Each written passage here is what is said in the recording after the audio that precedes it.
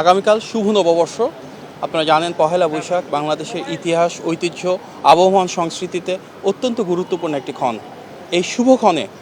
গণপ্রজাতন্ত্রী বাংলাদেশ সরকারের নির্বাচিত প্রধানমন্ত্রী, গণমানুষের নেতা জনাব তারেক রহমান একটি কর্মসূচি উদ্বোধন করতে যাচ্ছেন। সেই কর্মসূচি যেটি কৃষি নির্ভর বাংলাদেশের যেটা অর্থনৈতিক মেরুদণ্ড, সেই কৃষকদের ভাগ্য পরিবর্তনের সাথে সরাসরি জড়িত।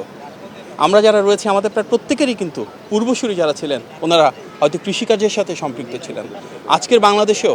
প্রান্তিক, মধ্যম, মাঝারি, ক্ষুদ্র, বৃহৎ মিলিয়ে প্রায় 3 কোটি মানুষ আছেন যারা সরাসরি কৃষিকাজের সাথে সম্পৃক্ত। আমাদের নেতা জনাব তারেক রহমান যখন নির্বাচনী প্রচারণায় সারা বাংলাদেশে গিয়েছিলেন, তিনি বারবার কৃষকদের কাছে ছুটে গিয়েছিলেন, কৃষকদের সমস্যা উপলব্ধি করেছিলেন এবং একটা মূল লক্ষ্য ছিল কিভাবে কৃষকদের যে সমস্যাগুলো রয়েছে সেগুলো সমাধান করে ওনাদেরকে সরাসরি অর্থনৈতিকভাবে ক্ষমতায়িত করা যায়, কিভাবে তাদের কৃষি উৎপাদনকে আরও সহজতর করা যায়, মধ্যস্বত্বভোগীদের সংখ্যা তুলনামূলকভাবে কমিয়ে এনে কীভাবে কৃষি যে ভর্তুকি সেটি সরাসরি তাদের কাছে পৌঁছে দিয়ে তাদের অর্থনৈতিক ভাগ্যের পরিবর্তন করা যায়। সেই লক্ষ্যে মাননীয় প্রধানমন্ত্রী আমাদের নির্বাচনী পথযাত্রায় ঘোষণা করেছিলেন যে ইনশাআল্লাহ বিএনপি রাষ্ট্র পরিচালনা আসলে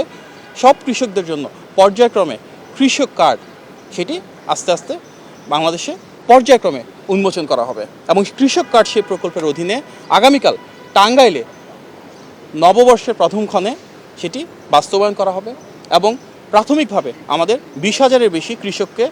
10টি ডিস্ট্রিক্টে বা জেলায় 11টি উপজেলায় প্রণয়ন করা হবে। শুধুমাত্র টাঙ্গাইলে কালকে মাননীয় প্রধানমন্ত্রী নিজ হাতে 15 জনকে প্রণয়ন করবেন কৃষক কৃষাণে এবং সেই কৃষক কার্ড টাঙ্গাইলে 1500-এর বেশি কৃষক কৃষাণের হাতে তুলে ধরা হবে। আমাদের মূল উদ্দেশ্য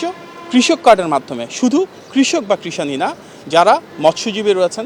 প্রাণী সম্পদের সাথে সম্পৃক্ত রয়েছেন, খামারি রয়েছেন, ওনাদেরকেও এই সুযোগের ভেতরে আনা হবে এবং প্রতিটি কৃষক কার্ডের অধীনে 2,500 টাকা করে ওনারা পাবেন রাষ্ট্রের কাছ থেকে, যেন ওনারা কৃষিকাজটা সহজভাবে করতে পারেন। শুধু যে অর্থনৈতিক সহযোগিতা পাবেন তাই না, কৃষিকাজের সাথে সম্পৃক্ত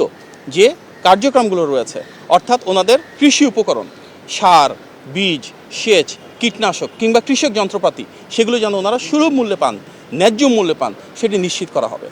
এর সাথে সরাসরি সম্পৃক্ত রয়েছে ব্যাংকিং সুবিধা, যেন স্বল্প সুদে ঋণের ব্যবস্থা হয়, রয়েছে কৃষি বিমা, যার মাধ্যমে ওনারা ফসল উৎপাদিত যদি হয় সেটি নষ্ট হলে যেন কৃষি বিমার অধীনে সুযোগ সুবিধা পান এবং কৃষকদের জন্য প্রয়োজনীয় যে প্রশিক্ষণ রয়েছে, কৃষকদের সাথে সরকারের যোগাযোগের যে মাধ্যম সেটিকে আরও কীভাবে শানিত করা যায় সেগুলো আমরা এর মাধ্যমে নিশ্চিত করতে চাই। বাংলাদেশে যেটা এর আগে হয়নি, আমাদের মাননীয় প্রধানমন্ত্রী এই কৃষক কার্ডের মাধ্যমে মডার্ন টেকনোলজি ব্যবহার করে আবহাওয়ার সাথে কৃষি উৎপাদনকে সম্পৃক্ত করতে চাচ্ছেন এবং এর পাশাপাশি যেটা মূল সমস্যা, আমাদের কৃষকরা অনেক সময় কৃষি ভর্তুকি সরাসরি পান না, সেই ভর্তুকিটা ওনাদের কাছে পৌঁছে দেওয়া হচ্ছে এবং কৃষির উৎপাদিত যে পণ্য রয়েছে তার অধীনে যেন তারা ন্যায্য মূল্যটুকু পান সেটা আমরা নিশ্চিত করতে চাই এই কৃষক কার্ডের মাধ্যমে।